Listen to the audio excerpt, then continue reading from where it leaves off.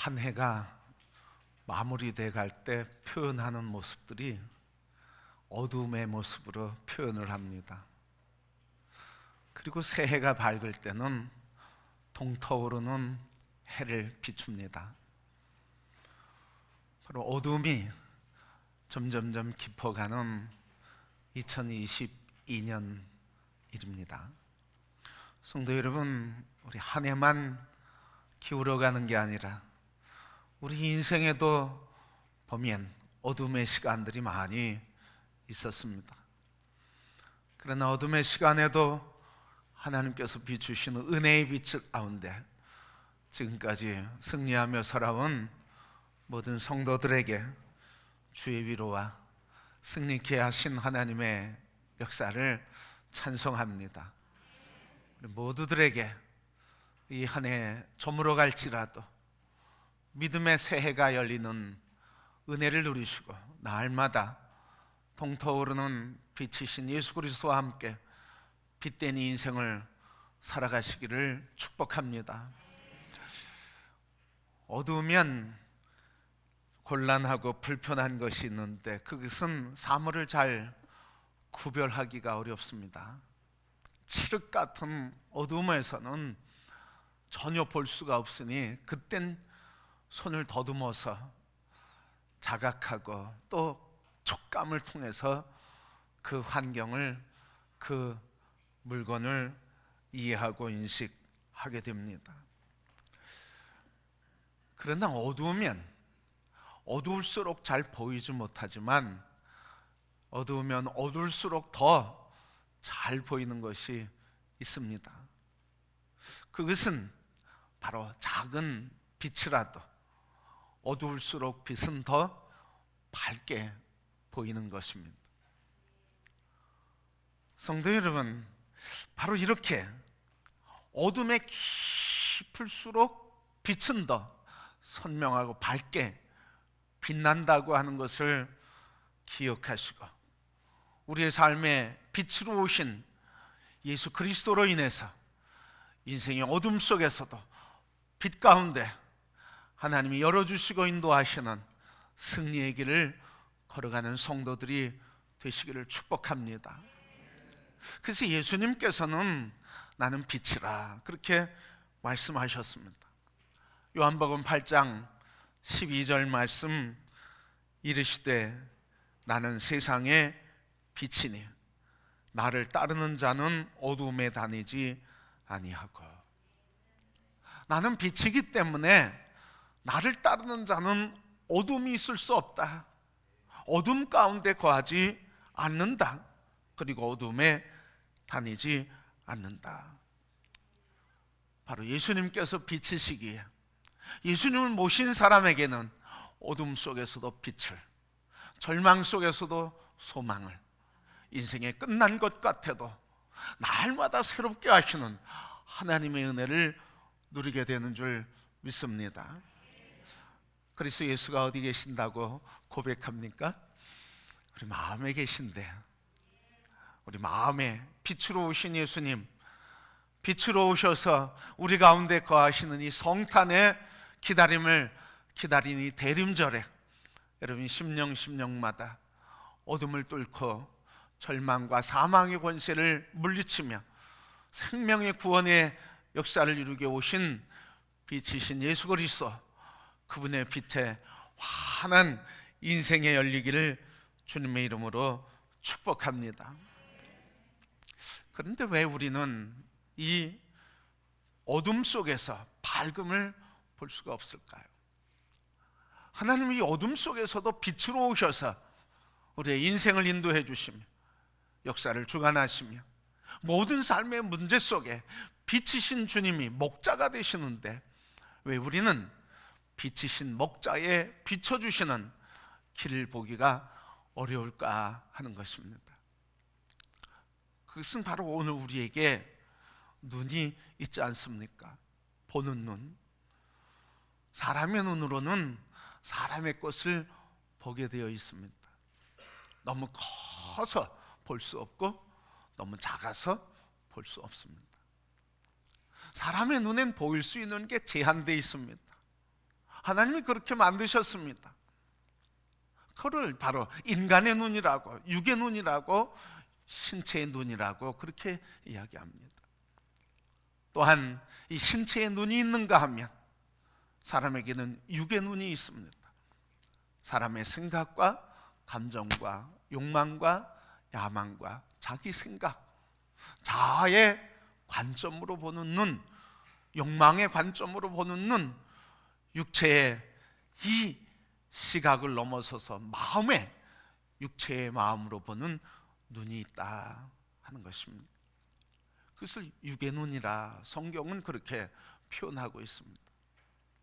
그런데 또 하나의 눈이 있는데 그것은 영의 눈입니다. 바로 하나님의 것은, 하나님의 세계는 육의 눈으로는 볼 수가 없고 이해할 수도 없고 그리고 알 수도 없는 것입니다. 오직 하나님의 일은 하나님의 눈으로만 볼 수 있고 이해할 수 있고 만진 바 되는 것입니다. 고린도전서 2장 14절 말씀, 육에 속한 사람은 하나님의 성령의 일들을 받지 아니하나니 이는 그것들이 그에게는 어리석게 보임이요 또 그는 그것들을 알 수도 없나니 그러한 일은 영적으로 분별되기 때문이라. 성령의 일들은 사람들이 관심도 없고 또 관심 가져도 알 수도 없고 알 수 있는 한 길이 있는데 그것은 바로 영적으로 분별하느니라. 그래서 예수님은 마지막에 뭐라고 제자들에게 말씀하셨습니까? 성령을 받으라. 바로 하나님의 영이 임하실 때 그때 하나님의 일을 보게 되는 것입니다.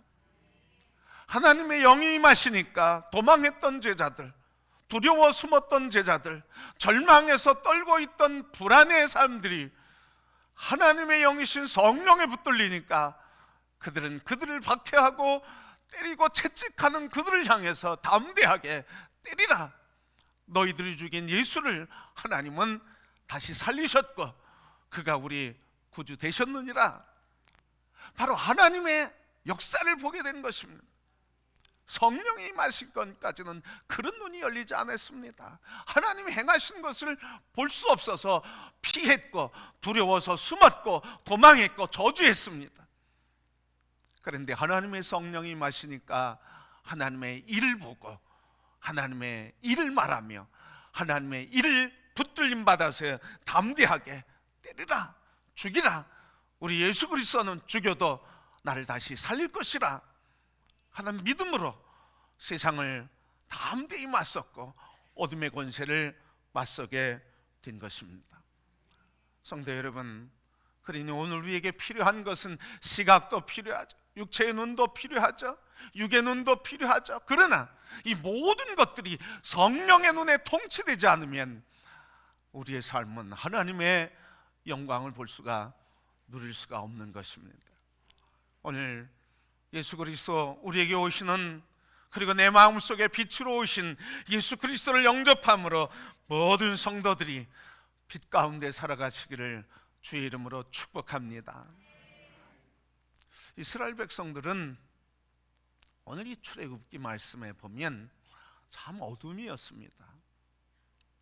70명이 가나안을 떠나서 애굽 땅으로 기근을 피해서 요셉의 초청을 받고 요셉의, 야곱의 아들들 70명이 애굽으로 이주하게 되었습니다.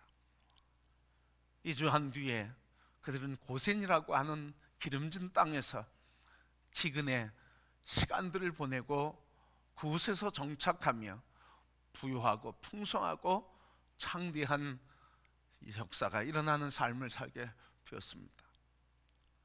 그런데 요셉도 죽고 요셉을 아는 왕도 죽고 그러면서 새로운 왕이 등극해서 창대해진 그들의 모습을 보면서 두려움이 생기게 되었습니다. 그래서 어떻게 하든 저들의 인구를 줄여야 되겠고 세력을 축소시켜야 될 텐데 어떻게 할까? 그러다가 첫 번째 쓴 방법이 저들에게 고통을 주면서 자식을 낳는 것을 줄이는 것이었습니다. 그래서 처음에 고역을 시키는데 그 고역 비돔과 람세스라고 하는 성을 지면서 그곳에 군사 또 식량을 저장하는 변방에 창고의 성을 짓게 했습니다. 그 과정에 성을 짓던 이 재료들을 다 스스로 이스라엘 사람들에게 준비케 해서 성을 짓는 일 때문에 더 고통스럽게 됐습니다. 얼마나 고통스럽고 힘들었는지 오늘 본문 말씀 보면 반복돼서 표현됐습니다. 11절 말씀, 괴롭게 하자 하고 12절 학대를 하는데, 그리고 학대를 하는데 거기에 그치지 않고 13절 엄하게 감독하면서 14절에는 어려운 노동으로 생활을 괴롭게 한지라. 그런데 3장 9절 말씀에 보면 하나님이 친히 모세에게 나타나셔서 하시는 말씀이 구체적으로 표현되어 있습니다.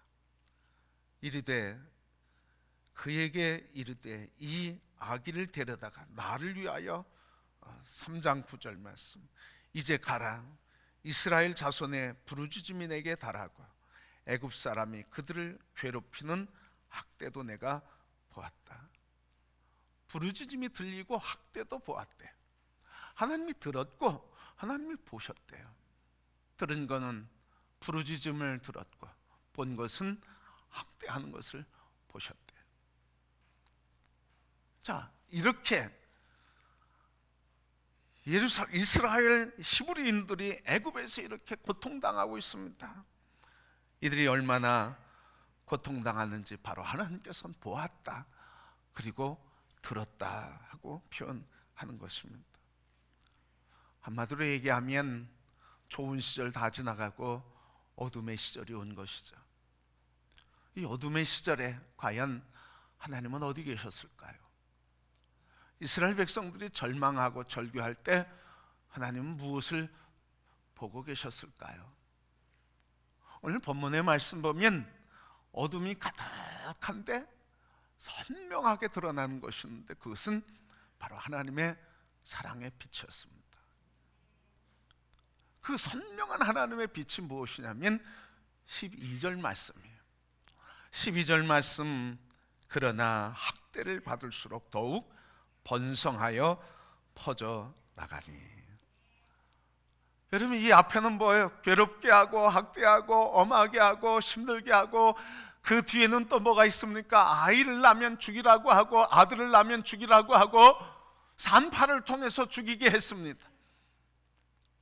그들을 덮고 있는 것은 어둠이었습니다. 절망이었습니다. 그들을 덮고 있는 죽음에 대한 어둠의 영이 계속 접근하고 있습니다. 그런데 멸망하고 사라질 것 같았는데 12절 말씀 보니까 하나님께서 그러나, 여러분, 이 한마디가 여러분의 삶에 임하게 되기를 축복합니다. 너희가 슬퍼하나 그러나 기뻐하리라. 너희가 절망하나 그러나 다시 일어나게 되리라. 여러분, 바로 이 절망에서 소망으로 이 가운데 뭐가 있습니까? 한 단어가 있지 않습니까? 그러나. 역전하시는 하나님, 상황을 바꾸시는 하나님, 고난 속에서도 고난을 축복으로 바꾸시는 하나님, 죽음과 두려움과 절망 속에서도 소망과 생명으로 바꾸시는 전능하신 하나님이 계신 것입니다. 이 하나님 보시기를 축복합니다. 이거보다 분명한 게 어디 있습니까? 더 점점점 조여오는, 그리고 점점점 살해의 위기가 오는 이 어둠 속에서도 하나님께서 함께 하시니 그러나 저희들이 박해를 받을수록, 학대를 받을수록 더욱 번성하였다. 여러분, 하나님의 축복의 비밀이 바로 이겁니다. 하나님의 축복의 비밀이에요. 우리는 평안해야 복인 줄 알죠? 평탄할 때 복이 오는 것 같죠? 그런데 여러분, 돌아보십시오. 평탄할 때보다도 하나님의 말씀 안에서 믿음을 지키려고 발버둥치며 하나님의 뜻을 구하고 하나님의 말씀에서 발버둥치며 시련과 고난을 하나님 앞에 엎드려 구하고 간구하고 할 그 고난의 시기에 하나님 우리를 이기게 해주셨습니다. 바로 하나님의 축복의 비밀이 여기 있는 거야. 오늘 우리를 둘러싸고 있는 고난과 시련과 어둠의 그림자, 모든 그림자들은 바로 하나님께서 그러나 한마디면 해결되는 줄 믿습니다. 그래서 오늘 하나님께서 이 선명한 어둠 가운데서, 고난 가운데서 선명한 하나님의 빛을 비춰주셨는데 그것은 바로 그러나 한마디예요. 여러분의 인생에 그러나 역전의 하나님의 은혜가 늘 있기를 축복합니다. 여러분, 요셉은 어디에서 복을 받았습니까? 평탄에서 복을 받았습니까? 아버지의 품에 있을 때 복을 받았습니까?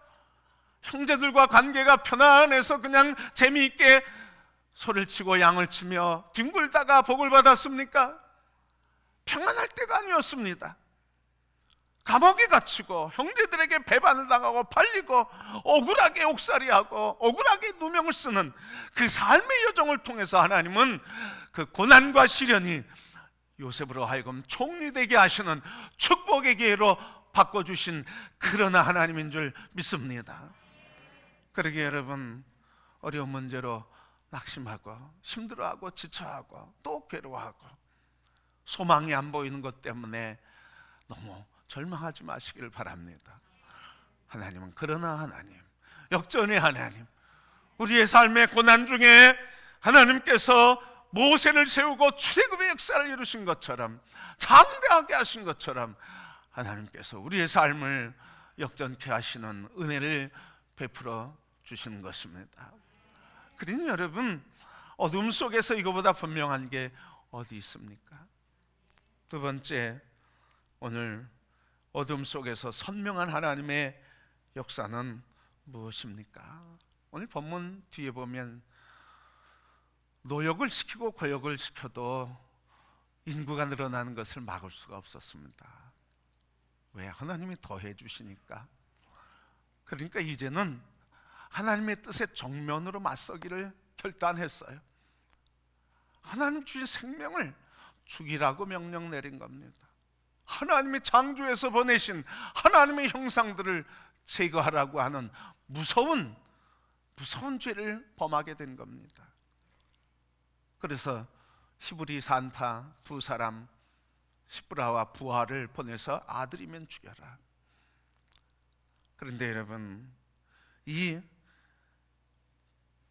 산파는 하나님의 바로의 명령보다는 하나님의 명령, 하나님을 더 두려워했습니다.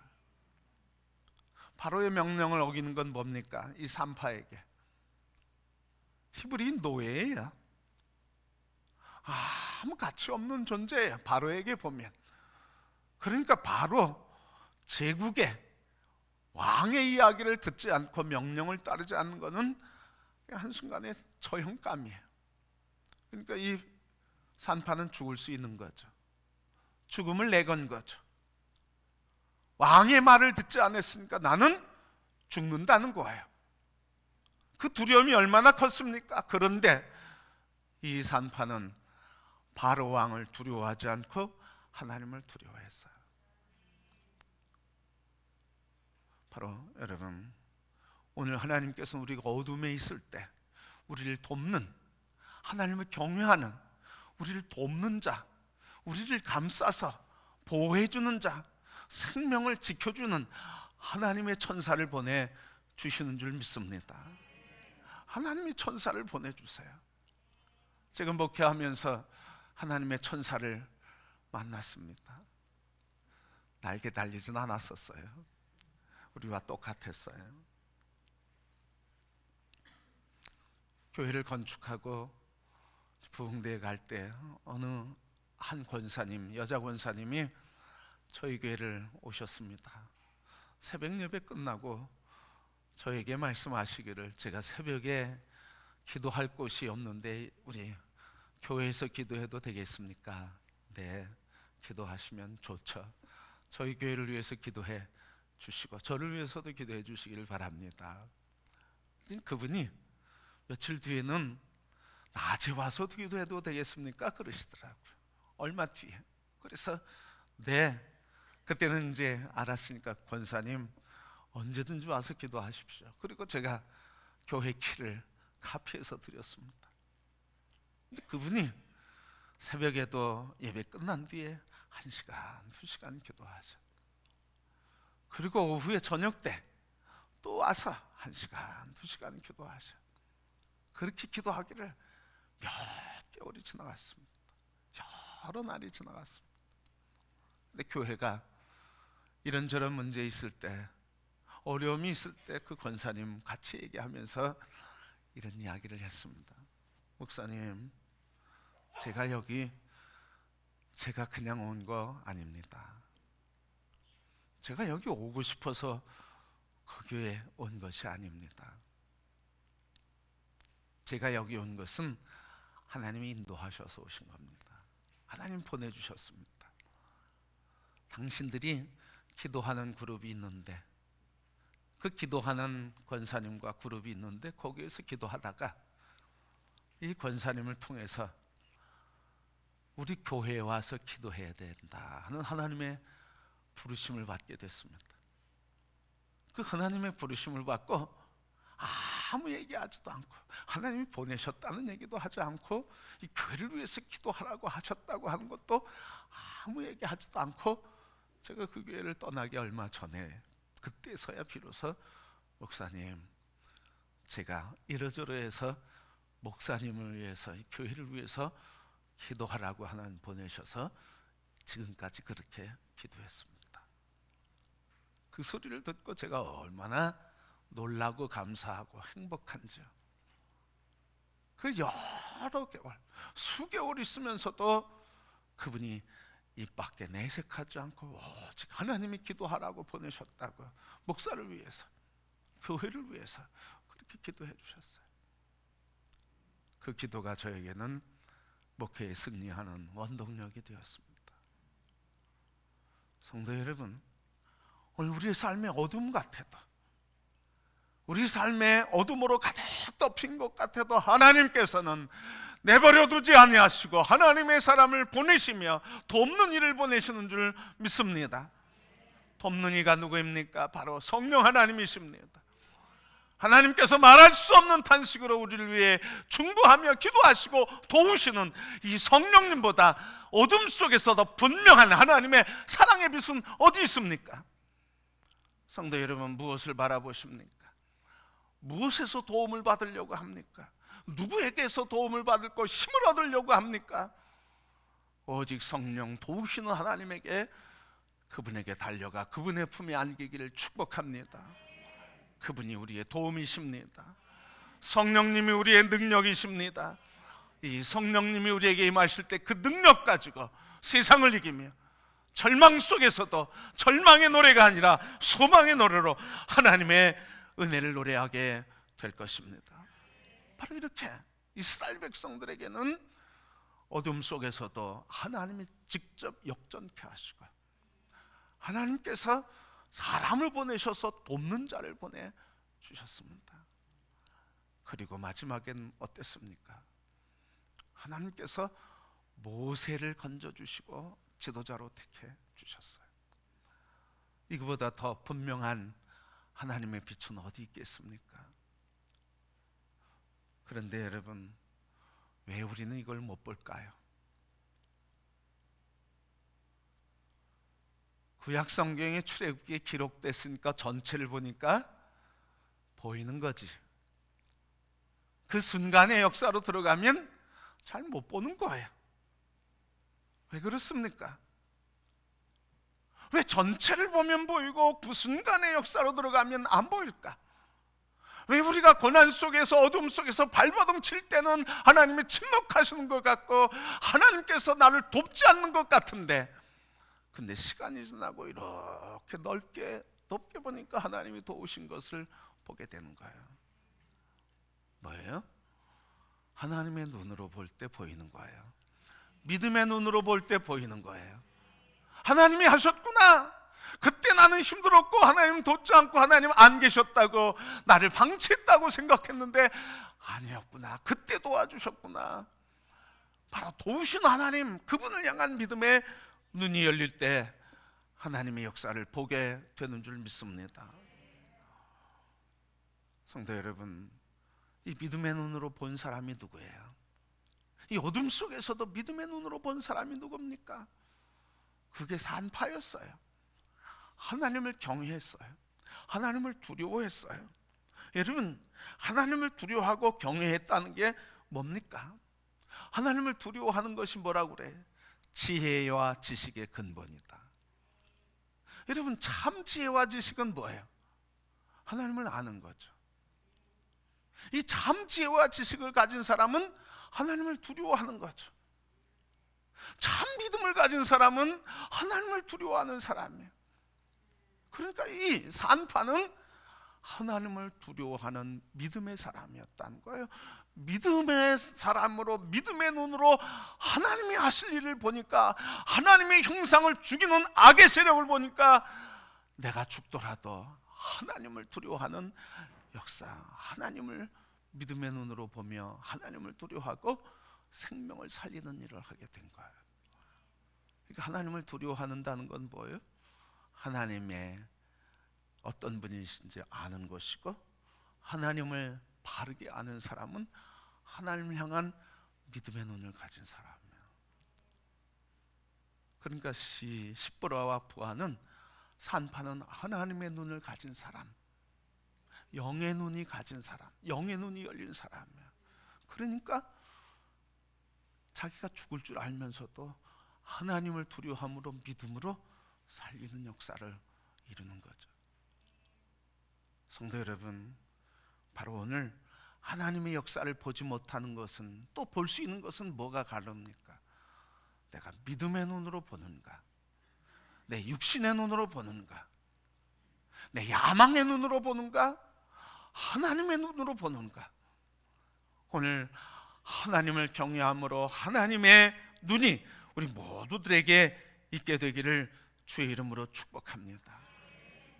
믿음의 눈은 곧 뭡니까? 히브리서 말씀 보니까 믿음의 주여 온전케 하시는 예수 그리스도를 바라보자. 예수 그리스도가 우리 안에 주인 되게 될 때 믿음의 눈이 열리는 거예요. 오늘 성탄 맞이하는 대림절 마지막 주일입니다.